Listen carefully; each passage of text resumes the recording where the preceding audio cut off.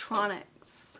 There's no need to keep old electronics, especially after the holidays. Decluttering your old electronics is the best way to go, or I think that's like the first step to do, because like I said, around the holiday season, most people give out a new phone or like a new laptop or something to do with a new electronic. So the old one that you have, you no longer have use for because you have the newer version. So those old ones that you have, you can declutter them and always recycle them. There's a lot of places that take old electronics and they will make them into something else. I'm not sure if it's Apple that does that, but when I had my other iPhones, this one is old, but it still works, so I'm not getting rid of it. But when I had my other iPhones, like the 6 Plus, the 4, all of those other phones, I ended up recycling them when I got a new one. I recycled them in the mall because they have like a machine where you put your old phone in, and it doesn't have to necessarily be just an iPhone.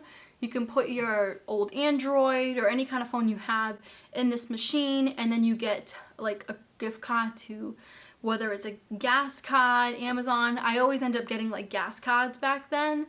And that was it. I always made like 50 to 60 bucks with my old electronics, like just recycling them the proper way. So that's something to keep in mind after the holidays into the new year. If you end up getting any new electronics, or if you end up gotten a new electronic, discard your old ones, declutter them, recycle them, so you don't have old electronics just building up in your house for no reason. Because I mean, they're old, so you're probably not using them, not getting any use out of them. So they're probably just sitting in a drawer or in your attic or somewhere collecting dust.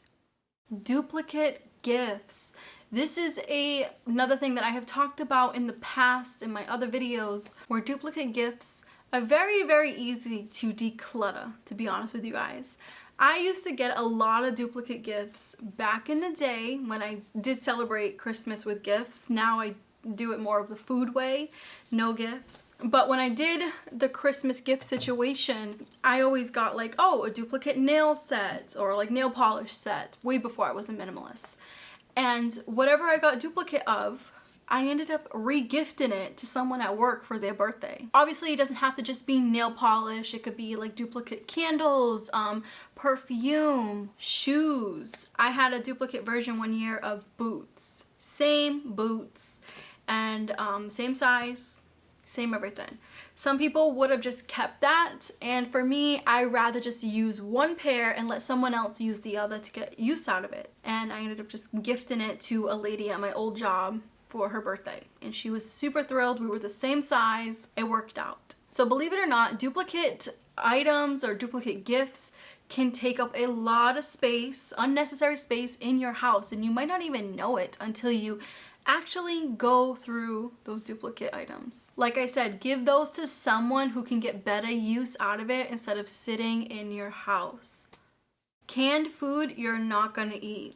This is a great way to create more space in your kitchen situation, your cabinets, your pantry, wherever you put your canned goods. The reason for this is because you can always donate the canned goods that you don't use to local shelters. I'm sure that they can use those canned peas, canned carrots that you don't normally use. It's best to donate canned foods instead of them going to waste. And I know a lot of canned food items last a very, very long time, and that's the reason why we tend to forget about them in our cubby or our pantry, because in our minds we're like, all right, I just bought some canned carrots or canned peas, even though I don't like them, let's have them there just in case, because they're not going to go bad for another like 6-7 years. Wrong mentality to have. Do not purchase food that you're not going to eat, because you're still wasting it. Even if you do make it and you probably take a couple bites and you're like, oh wait, I don't even like carrots. Why am I eating this? You're still wasting money. You're wasting money, you're wasting food, and it's just best to donate the canned foods you do not eat, or that you're not going to eat, I should say. So in our cabinet right now, we do not have not one canned food that we do not eat. Every canned food that we have, we consume. It never ever goes to waste. It usually doesn't even last a month.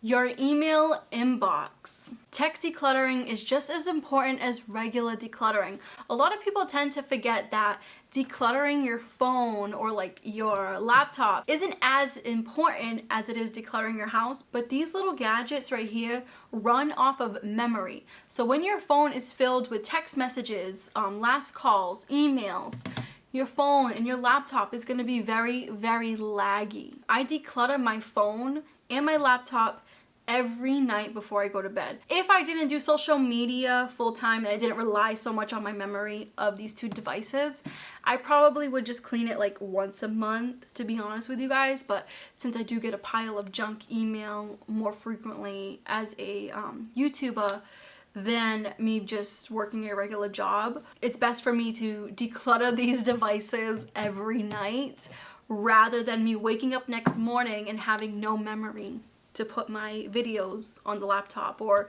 I do my thumbnails still on my phone. And if I don't have enough memory to airdrop the images that I take for my thumbnails, I won't be able to create my thumbnails. So decluttering your tech devices is just as important as your house. Do not let your phone or your laptop add up with a bunch of junk mail or a bunch of calls or texts. So it is important to clean out your phone and your laptop also. Please don't be like me. I learned a valuable lesson when it comes to decluttering your tech devices. Now I know that they are just important as decluttering the house. Old skincare. Now, what I mean by old is expired stuff. If it hasn't been open and it still has the seal on it, you don't really need to declutter it if you use it. If you use it, you don't need to declutter it. If you don't use sealed skincare items, maybe give to a family member that could get better use out of it. Again, we're trying to not create much waste here. We're trying to help the environment just as much as we're helping ourselves. But when it comes to discarding old skincare that has been opened, please keep in mind the month that you did open that skincare item, because most of those items only last 6 to 12 months. I myself have learned a valuable lesson with this as well. When I lived with my mom, I ended up using Neutrogena, I think it was, one of those face washes back in the day, and I ended up breaking out worse than I looked before, and I was like, what is going on? Then I realized that the face wash I was using, that it expired literally 2 years ago, and I was wondering why it smelled a little like fishy. I was like, maybe that's just the way this is, I don't know. And I was so naive. Again, I was in my early 20s, please don't judge. When it comes to things like skincare and makeup, which we will get into in a minute because that's another problem that I dealt with, but skincare alone, we try to cleanse our face, and we don't want to cleanse our face with expired products. Maybe purchase a smaller bottle next time since you didn't end up using that whole big bottle. Downsize a little bit. Heck, maybe even do the travel size. Maybe that won't go to waste like the other size did. And like I said, do not give out skincare products that have been open. You don't want to cause any harm to anybody else on your decluttering spree. That's not what we're trying to do here. Old makeup. I told you guys we were going to get into this one. This one is just as important as old skincare. Now with makeup, we're using things that go in our eyes, such as eyeliner, mascara, concealer, eyebrow pencil, lip products. If you are using expired old makeup, there are so many germs that you can put in your eyes. There's so many things that can happen to your skin, your eyes, your eyebrows, so many things. I've had so many styes back in the day with using old eyeliner or using my friend's old eyeliner. Super silly. Do not use other people's makeup. Just your makeup is your makeup. That would have helped me out so much if someone would have told me that. Sorry guys, I keep switching the lighting because the sun is like, it's a partly cloudy day. You guys know the deal. So back to what we were saying with the old makeup. Makeup you have to pay attention to because it doesn't have expired dates on them. It's usually when you use it.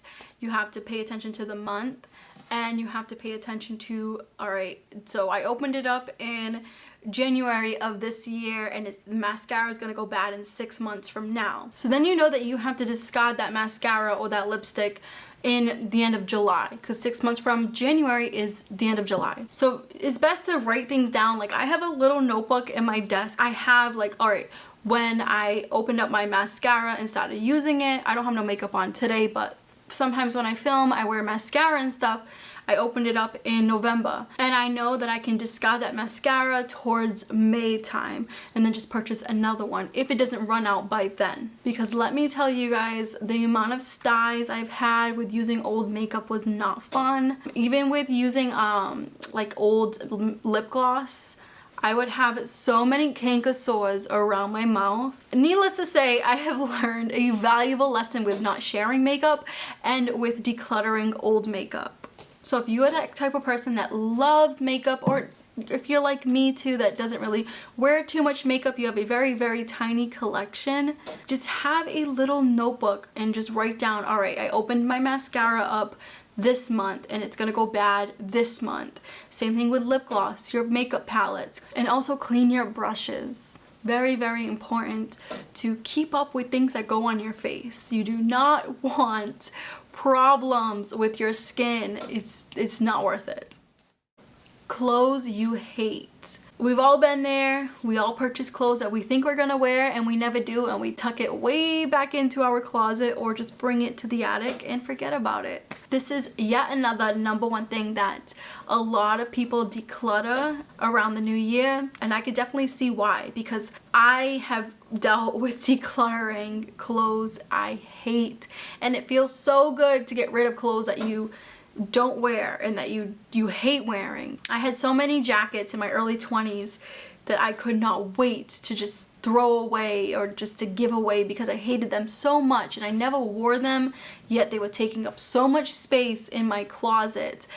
Jeans that I hated, and I knew like when I wore them I just couldn't breathe, and I ended up giving those away. Like, decluttering the clothes that you hate saves you space and saves you the aggravation of trying that item back on because you forget that you hated that item. That's why it was way tucked in the back. And there are some times like I would go through my closet way before I was a minimalist and I'd be like, oh wow, I haven't wore this shirt in a while, let me try it on and maybe wear it for the day.